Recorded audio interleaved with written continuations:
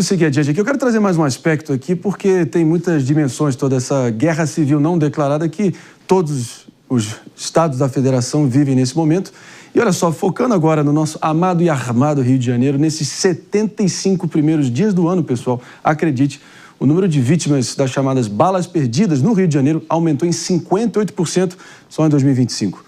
Mano Feira vai trazer detalhes desse levantamento e a gente explora aqui talvez as raízes dessa situação. Pois é, Marinho, esse levantamento foi feito pelo Instituto Fogo Cruzado, que é uma instituição sem fins lucrativos que compila os dados de tiroteios e feridos. E o fato é que de 1º de janeiro a 18 de março, 81 pessoas foram vítimas de bala perdida no estado do Rio de Janeiro. Representa um crescimento de 56% em relação ao mesmo período do ano anterior. Então, é muito preocupante a gente ver como há um aumento das vítimas que não tem nada a ver com a ocorrência. Então, não é alguém que está trocando bala com a polícia, é um cidadão comum que simplesmente mora numa região que eventualmente tem um conflito e acaba sendo vítima de uma bala perdida. Ou seja, a pessoa é retirada do percurso normal da sua vida com uma bala. Isso é muito grave e esse aumento de 58% no número de casos deve levar, deve chamar nossa atenção para debater a situação da segurança pública no Rio de Janeiro. Mas o diabo está nos detalhes, ou talvez a resposta, nesse caso, está nos detalhes, né, Telhada? Na medida que há mais confrontos ostensivos das forças policiais contra as facções criminosas que dominam verdadeiros continentes do estado do Rio de Janeiro, é natural que haja um aumento aí de baixas civis, por mais trágicas e lamentáveis e evitáveis que sejam. Mas em qualquer conflito, qualquer contexto de guerra, por que no Rio de Janeiro são balas perdidas e em qualquer contexto de guerra, e a gente vive sim uma guerra civil não declarada, doa quem doer, a gente trata isso, a gente não trata como baixas de civis, por mais trágicas que sejam. O dano colateral para a polícia, ele não é desejado. Aliás, nós não podemos nunca considerar dano colateral. Nós não podemos aceitar como viável uma vítima terceira a um confronto entre polícia e bandido. Porém, esse número é alto e tem uma outra realidade aqui. No Rio de Janeiro, ainda existe uma proibição, a DPF 635, se não me engano, das operações em favela, das operações nas comunidades, em relação às polícias operarem contra o tráfico de drogas nas comunidades.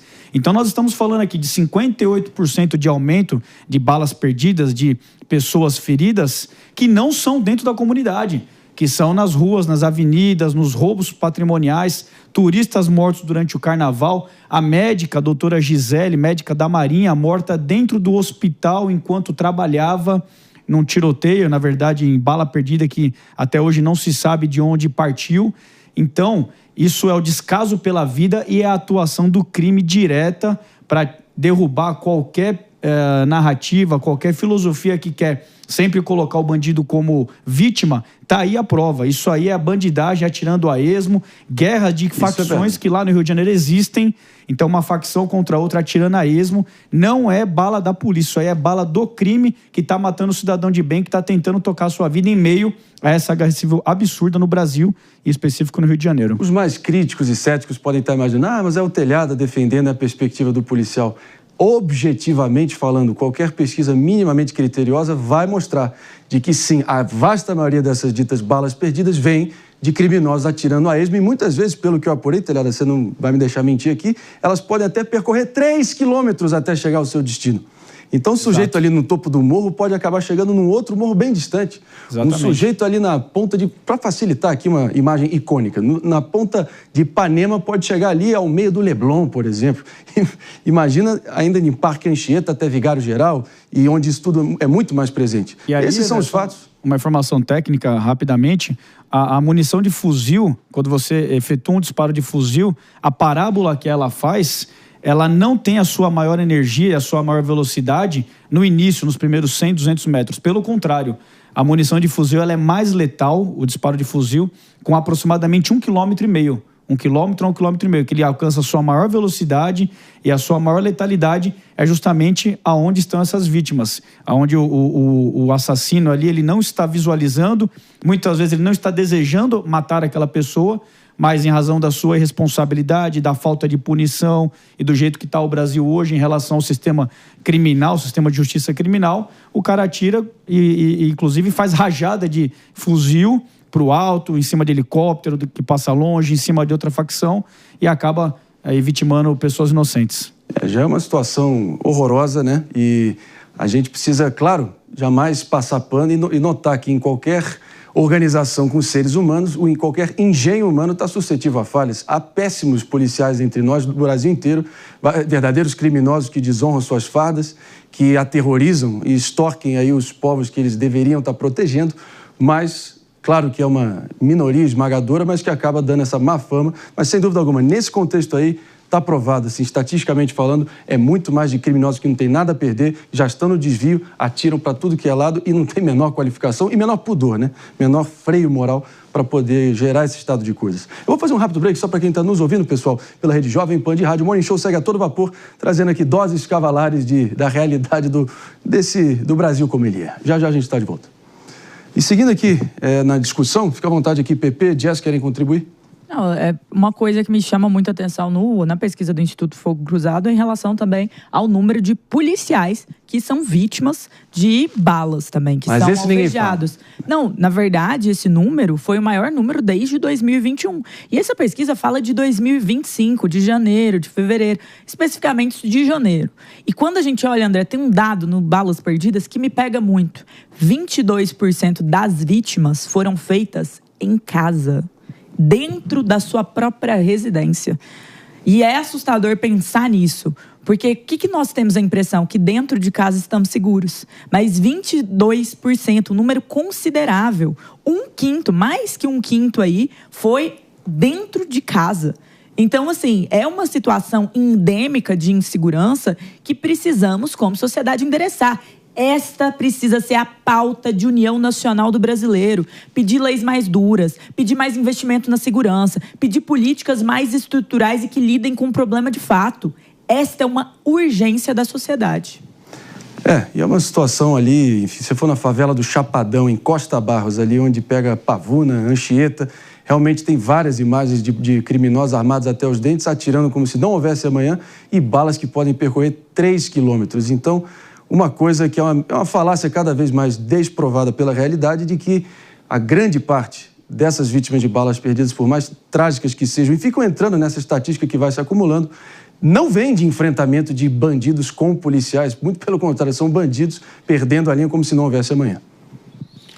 Não, vem enfrentamento também de policial com bandido também, o Marinho. Mas tudo não junto, é o majoritário. Claro que, assim, não é o majoritário. O Rio de Janeiro vive uma realidade triste, né? Uma realidade assim... infelizmente, bizarra, né? A gente noticiou na semana retrasada, né? Aquele tiroteio que teve na linha vermelha, né? As pessoas ali deixando os carros, né? Se escorando no concreto, com medo da bala perdida, né? Chorando, gritando, ai meu Deus, o que eu vou fazer da minha vida agora, né? E a bala batendo no concreto, né? Quase acertando a pessoa. Infelizmente, essa é a realidade do Rio de Janeiro, né? E quando o Estado quer, de certa forma, reocupar o espaço que a bandidagem pegou, as milícias, as facções criminosas, tem o enfrentamento. O enfrentamento gera esse tipo de efeito colateral. Claro que também que foi um ponto interessante, né? As facções brigam entre si. Né? Exatamente. As facções, as milícias brigam entre si também, né? Criando, infelizmente, uma atmosfera, né, violenta, uma atmosfera ruim para a sociedade que pode estar na sua casa tomando um cafezinho com um amigo e receber uma bala perdida na cabeça, ou então na sua casa. Ou seja, realmente, Perfeito. Infelizmente, o Rio de Janeiro vive uma realidade triste. Cada vez mais é isso, Mano Ferreira. Terceiro comando atirando ali numa facção rival no comando vermelho e consegue percorrer a bala, o projétil ali de um 556, um 762, algo em torno de 3.500 metros, 3,5 quilômetros. Imagina o estrago que isso pode causar. E, ao mesmo tempo, Mário, ontem a Folha de São Paulo publicou um dado fornecido pela Polícia Civil do Rio de Janeiro que é muito revelador. Existem 249 líderes do crime organizado de outros estados do Brasil que estão sendo procurados e estão hospedados, a palavra é essa. Porque virou um resort no Rio de Janeiro. Por que será? O crime organizado construiu no Rio de Janeiro verdadeiros resorts do crime, onde criminosos, chefes de facção que estão procurados em outros estados, viajam para o Rio de Janeiro, para essas zonas que ficam sob um escudo onde o Estado brasileiro não consegue entrar, e eles estão de férias, curtindo um resort com paisagens maravilhosas do Rio de Janeiro, e são de todos os estados, são 53 são de Goiás, 33 da Bahia, 35 do Pará, quer dizer, criminosos de todo o Brasil que estão no topo da cadeia alimentar do crime, ao serem procurados e incomodados pelas polícias de seus estados, fogem para o resort no Rio de Janeiro. Esse resort no Rio de Janeiro, pessoal, você que está na rádio nos escutando, que o Mano Ferreira se referia claramente ao nosso amado e cada vez mais armado Rio de Janeiro, cada vez mais dominado e subjugado aí pelo crime.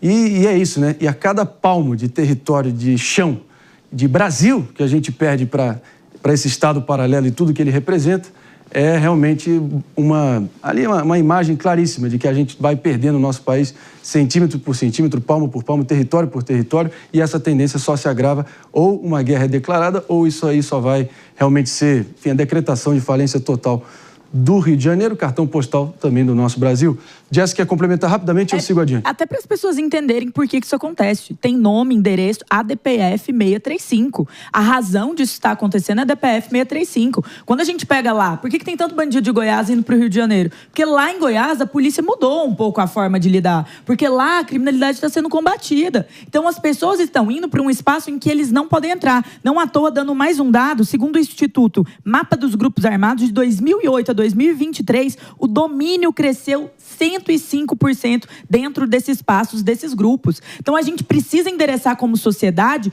muito urgentemente, o que vai acontecer com a DPF 635, que tem impedido as forças policiais de executar um bom trabalho na segurança pública. Ela não é a solução de tudo, mas ela foi, sim, um agravamento do problema da segurança pública. Tem nada a ver com a DPF 635, Pepe, não tem na sua fanfic. A justificativa é muito mais fácil. A realidade das ruas diz o contrário. A realidade das ruas diz o contrário. Onde fica a matriz do Comando Vermelho? No Rio de Janeiro. Então por que o mesmo aconteceu em São Paulo? Então é óbvio que todos os criminosos do Brasil todo do Comando Vermelho querem se escorar, vão para a proteção do Comando Vermelho e ficam no Rio de Janeiro. Não é verdade. Isso é lógico. A DPF 635 não impede a operação policial. Então até que nós temos muita operação policial no Rio de Janeiro. Pelo amor de Deus. Muitas operações policiais no Rio de Janeiro. Então falar... Isso mostra um descolamento total e absoluto. Isso não se sustenta um peteleco nessa altura. Não é verdade. Isso não se sustenta um peteleco nessa altura. O Comando Vermelho, a matriz, fica no Rio de Janeiro. Vamos lá. Então, obviamente, todo mundo das filiais querem ter proteção, vão para o Rio de Janeiro porque é mais fácil proteger. Tá. Isso Vamos não lá. é verdade. Essa é a justificativa. Vamos lá. Especialistas estão falando sobre a situação do Comando Vermelho. Não é verdade. Vermelho, não, da DPF. Mesmo o prefeito Eduardo Paes, que é uma parte mais à esquerda nesse debate, pediu para ser ouvido para defender, neste caso, contra a DPF. Aumentaram as operações da Polícia Militar no Rio de Janeiro. Aumentaram as operações da Polícia Militar no Rio de Janeiro. A DPF não impede operação militar no Rio de Janeiro, policial no Rio de Janeiro. Não impede, pelo contrário. É você que a vai única saber, coisa Pepe. boa, a única coisa boa da DPF, Marinho, sabe qual é? Vamos lá, então. Qual é? Reduziu a letalidade policial. E aumentou De 1.400 as pessoas pessoas. Fala isso pro Chapadão. Fala isso pra Anchieta. Fala isso pra Pavuna. E não para os ministros do STF que protocolaram essa DPF, essa desgraçada DPF 635, que inibe, obviamente, a atuação policial. Essa é a realidade dura e crua de todos os agentes que estão ali com todas as circunstâncias voltadas contra eles, contra a atuação efetiva deles. E realmente a gente tem que ouvir que a opinião deles, o relato deles, a vivência deles não é realmente o que corresponde com a realidade, e sim o que vários togados nas suas cópulas reluzentes em Brasília, eles sim entendem a realidade do Rio de Janeiro, talvez o PP que entende melhor do que vários especialistas de segurança. De novo, está na hora de dose cavalar de realidade aqui.